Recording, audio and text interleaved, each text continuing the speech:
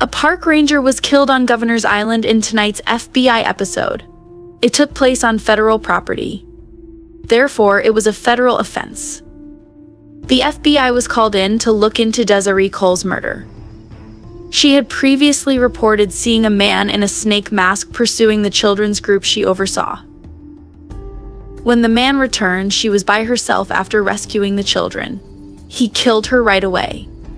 Perhaps he had been waiting for this very moment. Additionally, the murderer might not have been a guy at all. Desiree thought it might be a man. The other park rangers are no different. They noticed a person dressed entirely in black who appeared to be tall. Desiree's ex was the reason the FBI had an open mind. Prior to their unpleasant breakup, she was seeing Drew Ambry. After cheating on Drew, Desiree evicted him from their home. In addition, Drew owns a registered firearm. The murder weapon was identical to it. Drew's new residence was visited by the FBI. After questioning her, they took the rifle and used it for ballistics. Their shooter was not Drew. Her firearm was ineffective.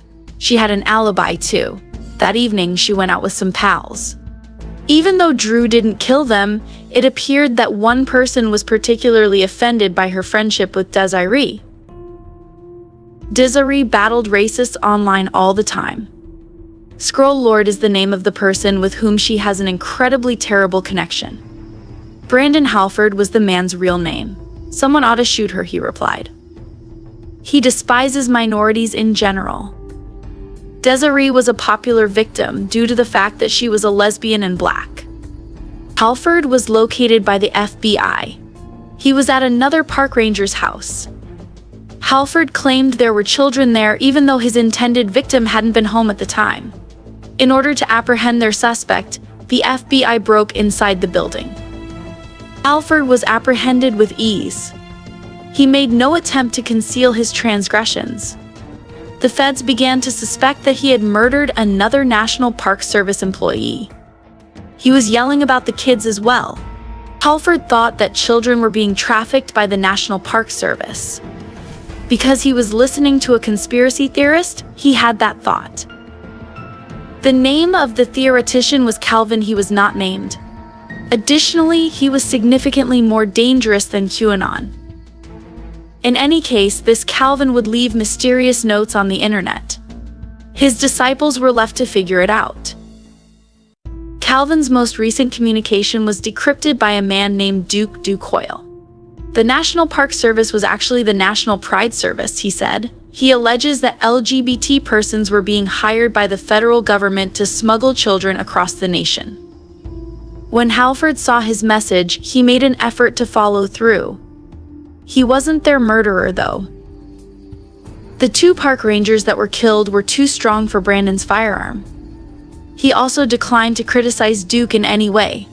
He continues to hold the belief that Duke was correct, and that the vulnerable children would eventually be saved. The FBI attempted to speak with Duke. They made an effort to alert him that he was inciting hatred towards decent people. He claimed there was no evidence the dead rangers weren't human smugglers and didn't give a damn about it. Thus, they were unable to demonstrate that it was defamatory. Duke has many solicitors. He was aware of what to say to remain current and compliant with the law. The last time he went too far, he was sued.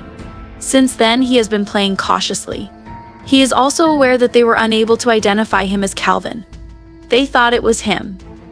Furthermore, presumptions weren't proof. Later, Calvin revealed the most recent hint. He was encouraging rioting. The federal government was brought in to restore order after they were allegedly going to destroy the National Park Service. They arrested multiple people. Phil Ambry was one of them. He was the father of Drew. For the past 2 days, he has also been residing with her. When Desiree's picture appeared online, Phil was the one who provided her address. She was demonstrating in front of a bunch of kids. Phil publicized her whereabouts after Duke accused her of trafficking those children. The federal government kept investigating him. Later, they discovered that he had sent Duke a message that read, Mission accomplished. That communication led to Duke's detention. The feds continued to look into Phil. His stance was that of a conspiracy theorist. He informed the feds that he doesn't respect their power. He didn't think one of the park rangers was an army ranger either. Calvin would never attack a member of the armed forces, he claimed. He continued to believe in both Calvin and Duke despite the fact that the evidence was right in front of him. It was explained by his daughter. Her mother passed away, she said. Her father was laid off. After that, he lost his home. After all of that, she didn't fall apart, but he did. She discovered a community that supported her recovery. He discovered one that distracted him from the agony, but it was more harmful than beneficial. It wasn't just any old pub where the riot started.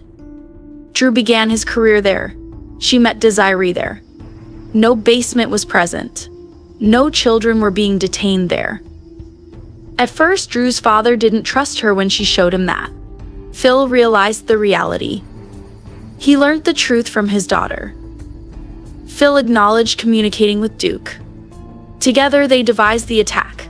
Additionally, Phil has a pal he made online. The companion was supposed to target the same bar. The father hardly had time to warn them before they were running from gunfire because the attack was scheduled for that day. Later, their active shooter was killed by OA. Duke also made sure to insult gay individuals, which led to his arrest for encouraging murder with a hate crime addition. When Duke was arrested, he threatened Isobel.